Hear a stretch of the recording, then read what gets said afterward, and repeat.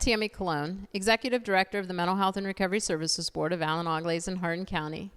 Last year, we hosted a panel discussion with Aaron McLaurin, Levon Ward, and Lisa Bradley. They shared stigmas and barriers towards mental health in minority communities, including a lack of seeing people like them in the context of mental health care. They identified ways Black and Brown communities could be better served, like having more representation in planning and decision-making, and how to build relationships between the community and mental health agencies.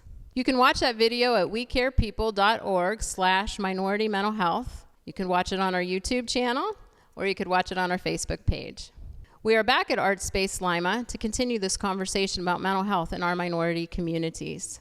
I promised myself I would be held accountable to the community to ensure that the board took action to make a difference, and today I'm reporting back to you the work that has been done in the last 12 months. The first initiative is that the board hired a minority consultant. Our consultant has facilitated community conversations, evaluations, and made recommendations for both contract agencies and the practice of the board to improve health equity for behavioral health services for our underserved populations.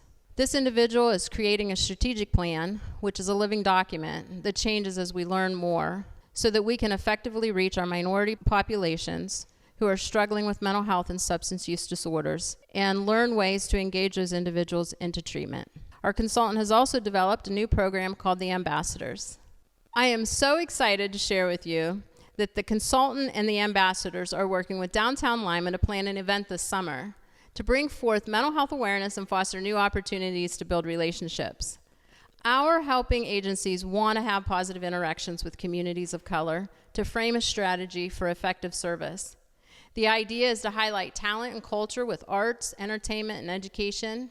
I also wanted to share that the Mental Health Board has funded outreach services so that our provider agencies, and particularly Coleman Professional Services, has individuals that are out in our neighborhoods and out in our churches engaging and encouraging people to get the help that they need. We have a partnership with our local minority health ministry program. This partnership is to ensure that at all health events that are focused on minority, that they include mental health and substance use so that those individuals who attend those events know where they can go to get treatment if they need to.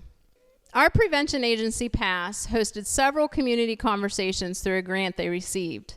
The focus of those conversations was to fellowship with diverse groups and to hear their concerns. They continue to engage with those who participated, and the agency is currently planning a follow-up event to report information gleaned from those lunches. Joining me today is Lisa Bradley, Prevention Specialist, CTAG Coordinator at Lima West Middle School, Len Archibald, Community Activist and Organizer, Tamara Wilson, a Veterans Advocate, and Pastor Claytonia Logan, pastor of Savior's Grace Ministries. Lisa, last year on the panel, you brought up the importance of building trust between agencies and the community through relationships, of having people who look like you in positions of power and to be able to help the community, and the value of having a community liaison. Can you share more about the Mental Health Ambassador Program and steps being taken now with their work? Sure. Thank you for inviting me back. I'd like to highlight the Ambassadors Program because it is community people and business owners who are coming together to build capacity. They want to be of service to the community, and in their businesses and in their professional lives, they recognize that having mental health language and mental health awareness can benefit them and their clients as well as their families. And so we've been doing this work as a group of ambassadors. We've been coming together monthly to share educational opportunities, to learn about how we can hold other agencies and other people who are in decision-making positions accountable for how we build up Lima and Allen County. I love the program, by the way. So tell us how the ambassadors are playing a role in building relationships and connecting to the community mental health service providers. So just recently, we had our first of hopefully many mental health first aid classes, and this was a great opportunity. We had our first class of all people of color, and we know that as we encourage language, as we learn about stigma, as we learn about educational opportunities, that they take that back. They share it with their clients, they share it with their family members, and a big goal is to help to change language.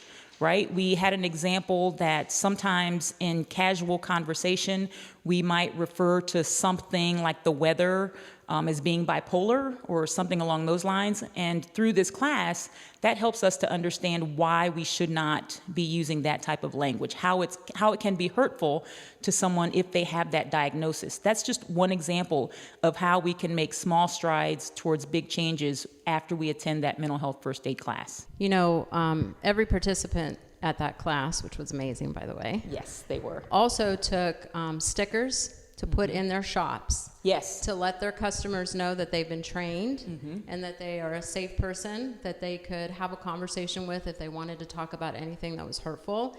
And they were also trained on how to connect them to resources. So someday I'd like to see those stickers all over Lima, Allen County, Hardin County, Auglaize County.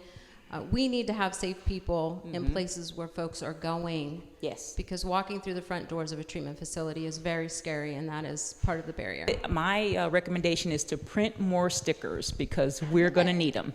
I will be glad to. We have Tamara as a veterans advocate. And what are the needs of veterans in our minority communities, and particularly now in this pandemic life? I mean, we have general concerns that we want to address on how we can better support our minority veterans in our community, but even with the isolation and the challenges that have been going on in our world recently, what do you have to say about that? So I think a way to help minority veterans is to just be present. Let them know that you're there. Connect with veterans organizations. Veterans organizations, since things have opened up, they're having monthly meetings. Make sure those organizations have your information. As the executive director of the Veteran Service Commission here in Allen County, we would put your information in our office. We're putting on different events. Have a presence at our events. We'll be sure to invite you. Just making sure that you connect in those ways. Are there support services through the VA for family members and support persons of the veteran who might be experiencing some challenges? We do have a gentleman that comes to Allen County from the Vet Center in Dayton, and that gentleman will see family members, but they still have to meet certain criteria for them to see them. So what happens with veterans a lot when seeking benefits outside of the VA, people just assume, oh, you're a veteran or you're a family member of a veteran, so we'll send you to the veterans. But then they kind of get lost. Right. So if people would just help them, regardless, and Local then people, connect local them. people Yes. that are here all the time. Yes. I hear you. Did you want to share something about yourself? So what I was going to say is that as a veteran, that I've worked very hard at overcoming the clutches of PTSD, and I do believe that having other agencies and other things out there is very important. In the capacity that I work in, I struggled with going to my colleagues for assistance. Right. So although I did, there are people, again, that just may not want to use the VA. The VA is great if you want to use them, or if you can. Once again, not everybody can receive assistance from them. So that's all I was going to say, is how important it is, and being somebody that's walked on that side of it and has dealt with that, and not knowing where to go because I don't want to use the VA for this. Right. I didn't know where to go. So making sure people know that you're there, know that, and bringing awareness to who you are is important. Well, and connecting to the community system, because we have services that are 24/7 right here in the community. Mm-hmm. You know, we can't always schedule our needs and our crises, right? We can't always wait till we get there or wait till they get here. So having both is really what should be available. Absolutely. Yeah. Len. Hi. How are you? I am great, Have you Tammy. recovered? How are you? I'm good. Have you recovered from your event? Yes, I think. Good. Well, as someone who was instrumental in organizing this year's Juneteenth celebration, and I'm very happy that it is now a national holiday for our country. Well. What outcomes were you hoping for? Well, you know, Tammy, first off, I want to thank you and the Mental Health Board for having me and inviting me. But, I didn't expect a whole lot, to be perfectly honest. We kind of relaunched, rebranded with a new organization, a new committee, and we moved the event to Faroe. So we expected to get maybe 100 people, and we would probably be happy with that. And then we got notifications, or we were told that it was going to hail or rain and all that stuff. So we wound up moving the event to the Veterans Memorial Civic and Convention Center, where we got over 1,000 people, which blew my mind and blew everyone else's mind. It was amazing, and it's just I think it's a testament to the city of Lima, and I think what we're seeing is real progress in developing in the city, not just. Not even just culturally, but I think just in this spirit of community itself. I agree. Where people just really care about where they live, right. And they just want to make their community better. And I think what I witnessed at Juneteenth was felt like almost a culmination of things that have been going in the works for maybe the last year, mm-hmm. In terms of. Racial strife and everything that happened with George Floyd, and it was just a perfect storm. Yeah. And we were just extremely happy with how everything turned out. Getting the response that we got, and it's been all positive, and it's been all love. It's just amazing. And as someone who himself has his own struggles, being someone who's like bipolar 1, those are the types of the high stress, high pressure situations that could, if unchecked, could be dangerous. But I do consider myself lucky because I am in an environment that fosters my own mental health and my own recovery. We talked about like 13-year-olds and young African-American boys committing suicide at such an alarming rate. And I think of myself as someone who was suicidal at that age as well. And not having resources or seeing people in the community that looked like me or that helped. And it wasn't even so much that I couldn't find people in the mental health community that had a mental health illness that looked like me. It was finding people to help me that looked like me. Right. That's what was missing. Yeah. What did work? What would you say to somebody who's watching us right now that was helpful and worked, and you'd encourage them to do if they were concerned about their own mental health right now or someone they loved? Get help. Talk to someone. Where are some places that you can go to Coleman's? Mm-hmm. I know you can go to CAC. That's here. That's where my wife works. You can get. There's so many resources. You can go on the Mental Health Board website. Yeah. And just find so many resources. Yes. On there. And it's just great. I'm just so thrilled that we're doing this. It's definitely past time. Yeah. That we get past the stigmas of mental health, especially in the minority community, just for so many reasons. It's time that we just start opening up and start talking about things and opening up dialogues, just talking about the things that are affecting us, not just culturally as Black people and minorities, but how it all interrelates with other cultures as well. Well, aren't you excited to know there's a bunch of beauticians and barbers and minority small business owners who have had the mental health training, have the sticker in their window, and they are a safe person for anyone who could walk by and see that, to know that they could walk in and just say to them, hey, I see that you have this, and I'm concerned about my son. Where do I go and what do I do? And they're equipped to help them. That's an amazing thing, because sometimes like just calling a suicide hotline sometimes works, but sometimes you need a face-to-face. Yeah. You need to see someone. You need to be able to look into someone's eyes and be able to feel their empathy. Yeah. That they know, that they care about you. And sometimes the only way you can do that is just to look at someone. So yeah, that's great. Yeah. I'm going to have them plastered all over Lima here in the next few years, I promise. Get me some stickers. I'll plaster them around too, man.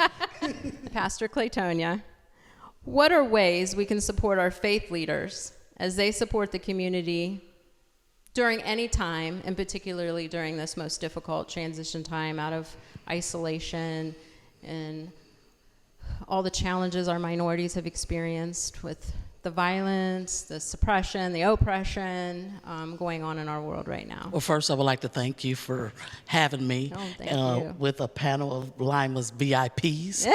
I'm excited to be here. Well, you just gave us that title. Nobody else has. I just did. want you to know. But it is an honor to be here. It is an honor to be here. you. And we have to admit first that there is a stigma within the black community, within the church. I think the church has to start first admitting that there's a problem, and from the pulpit preaching that there's a problem, but there's also an answer to the problem. And that mental illness or mental issues are not as a result of sin. Right, right. And that God has orchestrated and ordained people in the mental health field to help people with mental problems. So it needs to be preached from the pulpit, and we need to partner with people like yourselves to help get our people to the place where they know there's no shame in this. This is not a spiritual warfare. Right. And to let them know that it's okay, because to be honest, it's taboo. We don't talk about it in the black church, in the black homes. But the African American community looks up to spiritual leaders. I think we have to hit the pulpit, and we have to preach that it's okay to get help, to seek outside help. And I would love to have in my church a mental health counselor on staff. Yes. So that we can help them. Yeah, I believe that God can heal us in every area, and that Jesus came that we will have life and life more abundantly. But I also have to look at the fact that everything is not spiritual warfare. Right. I myself suffer from anxiety. And for a long time, go get some help. And I was not willing to do that because, again, it did make you look weak. Right. I'm a female African-American pastor in a city that was not welcomed. Right.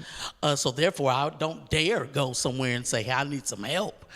But, when I prayed to God and asked him, what should I do? He said, hey, there's agencies there to help you.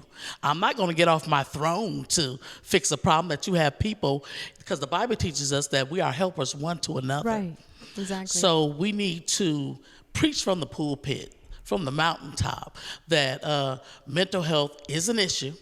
It can be an issue, and we need to go out and seek the help that's within our communities. We need to couple with you. You don't need to couple with us. You're already there. We need to, as pastors, ministers, clergy alike, need to go out and couple with you guys to get the help that's needed in the black community. I appreciate you saying that, because it's like so many other things in life. We have to go to someone who's been trained and educated and skilled at doing something and doing it together. It doesn't mean you have to leave your faith behind while you bring another mental health clinician on your team to go further into your recovery. It means we partner. Exactly. And that's just more people surrounding and protecting and empowering individuals to get into recovery. And I love that coupling, because that's exactly what we should be doing. I feel like we send the message sometimes that people have to choose one way or the other. You go down the faith road to get well, or you go into treatment, and then they feel like they've failed their faith. Well, the Bible teaches us that faith without works is dead. Yeah. So I take my faith into the situation with me, that I'm going to sit with somebody that's able to get me or point me in the right direction. So it's not about my faith is small, my faith is little. My faith is big enough to move beyond myself. Right. And knowing that, just like God called pastors, he's called mental health clinics and counselors. Right. So therefore we have to utilize everything within our community to get our community to where it needs to be. Because without us coming together, we're just people that's pretending to have faith, but to be lost. Right.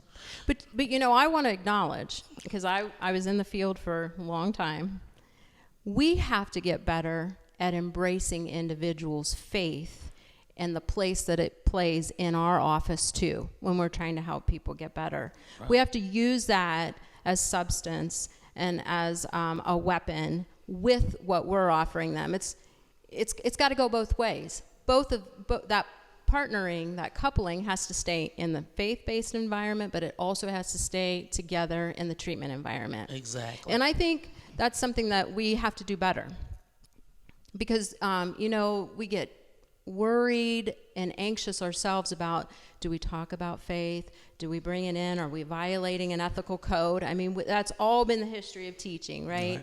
And so we have to come up out of that and really embrace and support people in using their spirituality in whatever way that they have as part of their recovery. And that's why it has to start also in the church.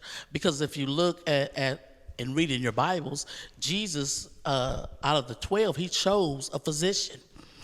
He calls himself the great physician. So therefore, Jesus being who Jesus is, I know that he knew who he called forth, a physician, to let you know that this is someone that I called to be on my team. Right. So if we preach that from the pulpit and let them know there's no shame, there's no harm in going out to seek help, because yes, I do believe that Jesus can heal everything, but also he has given us common sense. Yeah. You have people that's in church that say, oh, Jesus will fix it. Jesus will fix it. Jesus will take care of that. Just take it to Jesus. And Jesus is saying, hey, you have all these resources in your community. I've already fixed it. That's right. Now just go where you need to go. So I really just believe that the church has to start preaching it. I appreciate that. I also want to make clear to the community that when we talk mental illness, it gets long sometimes to say mental illness and substance use, but it is encompassed within mental illness. When we're talking about folks getting out, getting help, when I say mental illness, I'm all inclusive of people who are also suffering from substance use, because we are in a very serious crisis, as we know. And we started to make our way out of it, and COVID put us right back under. I mean, we're on task, as we all know. I say it everywhere I go. Our overdose deaths have already superseded where we would have been in 2017, which is our highest rate of overdose with opioid deaths. So we're on track, unfortunately, to beat that record, which is nothing to be proud of. Now, the good news is we know how to do it. We did it then. We know how to do it, so we're not in the learning phase anymore. Now we just got to get active, and we really got to get out there and saturate our community with the help that they need. So with saying that, anybody, I'm always listening. What services don't we have in this community?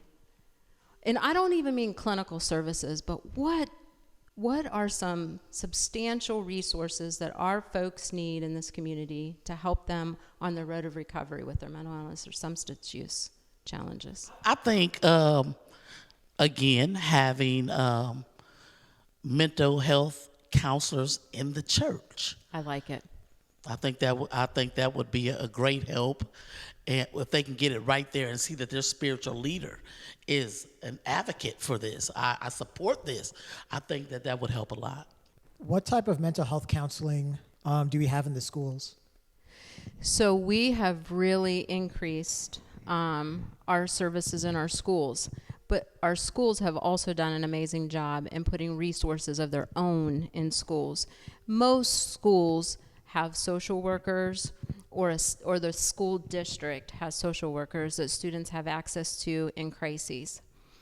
We as the community system support all of the work that they're doing. So we have daytime crisis workers standing by for any school in our 3 counties that has a student or a family member who presents to the school and they need help. They are activated through our Hope Line and they go.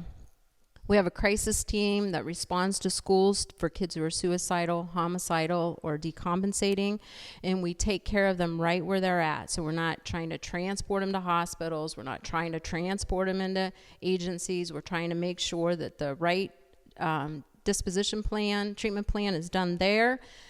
with the families. They're doing telehealth in schools. Community health agencies are. We have navigators in every single school that would accept us. There are some that have their own social workers, so they don't. And what those navigators do, they're there on assigned days and hours so that if a teacher has a kid they're just concerned about, then they make that referral. Our staff check in, they do screening, they do brief intervention, and if there's a referral to treatment that's needed to be made, they make it. But I have to be honest with everyone. There is not enough clinicians in our community to take care of our community. There's not. The workforce development that needs to be done is high on our agenda. It's nationally a shortage. And so what we've been very blessed to be able to do is expand our prevention, education, support work through our organization PASS and through our other providing agencies. So anytime I can do anything that somebody tells me is going to be helpful, we just do it because there's not enough clinical people to do the work that needs to be done. So we're getting creative in all kinds of ways.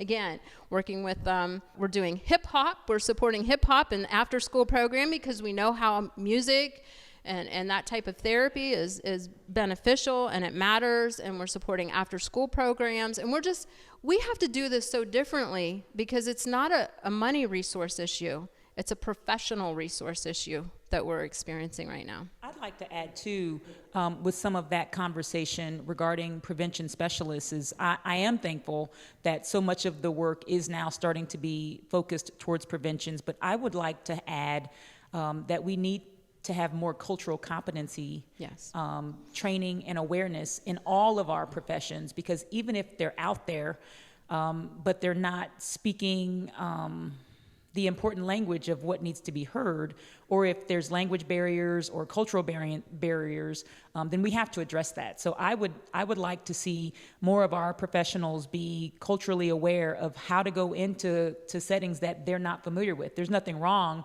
that you may have come from someplace else, but we have to close those cultural barriers so that we can get to the very meaningful work. Yep. And so that's what my push would be, and to offer services at different times other than the traditional, right, 8 to 5. I mean, we've got to think that, after school is that difficult time for students and for parents and families, however they might look. And so we need to be able to offer more evening and weekend and different types of services throughout those times. Yeah. The other thing I've been trying really hard to do is reach out and say to folks who have a service that they're offering, a small but successful program that they're offering, if you need support, if you need financial support to make that bigger and better, come to the board. We have to contract with certified agencies for treatment, but because this community has blessed us with a levy, we are very able to use those resources to invest in small grassroots programming that is helpful in our community. So I'm trying to open that message up and saying, I can't count on just the 4 or 5 big providers anymore. Everybody's got to come to the table with whatever talent and skill and opportunity you have, and the board's going to get behind you because we have to. That's the only way we're going to serve enough people. Can I add to what Lisa said? I think I'm going to say what Lisa said in a different kind of way. Well, we have to deal with the elephant in the room. Right now, what needs to happen is that we need to bridge the gap with African American and Caucasian people. Yep. First thing that's going to be said, I don't want to hear nothing from that white lady. Yeah. I don't want to hear, they don't understand our plight. They don't understand. I agree with what he said, that it needs to be more African American faces. Yep. And then maybe we can couple together and go out in the community. But it's a big issue of trust. Yep. The lack of trust in the community, and to see us coming together. Yep. And with people that has a presence in the community. Yeah. Not just because you're a pastor. To be quite transparent, I was addicted to crack cocaine for over 15 years. Mind you, I'm known in the spiritual, the clergy arena, as also in the streets. Absolutely. I have a presence in both. So therefore, coupling with people that they know and they trust. But we, as African American women and men, we have to set the bar of, hey, these are people that we trust, you can trust, Right. and we can get the help we needed. But other than that, you can set up every kind of booth that you want. In the black community, there's a mistrust right now because of the things that's going on in the police force. Right. Every time you turn your TV, it's something going on. So that's a mental health issue. Right. That needs to be addressed. Yeah. And thanks for mentioning that because, this has been a long-standing issue with our law enforcement, and I'm very pleased to say we right now are hiring to develop a program where we send behavioral health specialists out with law enforcement and our first responders, our EMS here in the city, to try to support the work that they're doing, but even more importantly, to take over the work that's more ours than theirs. Okay. To really provide the intervention and then get folks connected to services. And so I'm really hopeful that we're gonna see a different way that our community is received when they're calling for help and then it turns bad, right? Because the emotions are high, the situation is complicated, and law enforcement is law enforcement, and they're enforcing the law, but what they really need is someone to come in who understands what they're going through and help de-escalate the situation and then get them the supportive services that they need. To kind of piggyback off the beautiful pastor here, and what you just mentioned too. So one of the things that made Juneteenth successful was the organization committee really made it a point to make sure that the community was aware that Juneteenth was for everyone. Yeah. For the longest time, Juneteenth was considered a black holiday. Right. And what we wanted to do in terms of our rebrand was to say, hey, Lima, Juneteenth is for everyone. We had videos from the mayor, from Sharita Smith, from the chief of police, everyone from all different colors and races saying, hey, come out to Furrow or come out to because we wanted to make it, and that was the whole point, was to bridge the gap. Right. And that is something that needs to be done. And that's something that I'm going to be doing as well, because I'm going to be working with Chief Martin in terms of recruitment. And recruitment in terms of trying to get more black police officers. And so we want to try to change that internal culture along with, making sure that we're able to provide, the mental health resources. Yeah. Because when there is a domestic situation on the scene and police arrive, the police may not need to really police the situation. Right. It may be a matter of just a counselor needing to be there. And they just need to just calm that person down and talk them off the ledge. Yeah. And then, it's de-escalated just like that. I would say this to our community. Every young black male and female has been traumatized in the last year and a half. And we should just be living with that assumption. So it frames the way we talk to them. It frames the way we help them. It frames the way we teach them. It frames the way we build services for them. Just live with the assumption, because it's been very difficult to watch what's happened in our country. And don't stay in denial. Don't say kids are just resilient. They are, but resiliency requires support and understanding to stay strong. We live this. We live this every day. So even like with the children, like what she's saying, I believe she's saying is that PTSD, our children, my grandson was here 2 weeks ago. The police was outside. And mind you, I live in a very nice neighborhood. But they saw the police. He ran into the house, afraid. Mm-hmm. Grandma, what's wrong, Makai? The police are outside. Well, I'm thinking there's something going on. He was afraid of the police. Right. So now I have a grandchild that's going through something mentally because the people that are there to protect and serve, he's afraid of. Right. Yep. So what we have to do again is, even with the panel, I think this is a great thing. Even without starting something in the community, you have to put faces out there that they first trust. I agree. Then we bring everyone along, and it's going to be a process.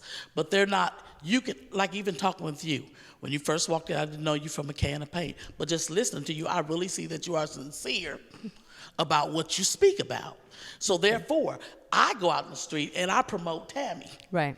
It has to come from people like me, Lisa, and all of us here. It has to come from people that they are familiar with. Would you also agree that with this work that we have to be, people of color we have to build capacity within our communities. Yep. So I think a great first step, and I'm going to promote mental health first aid again, because it is a great first step in just that.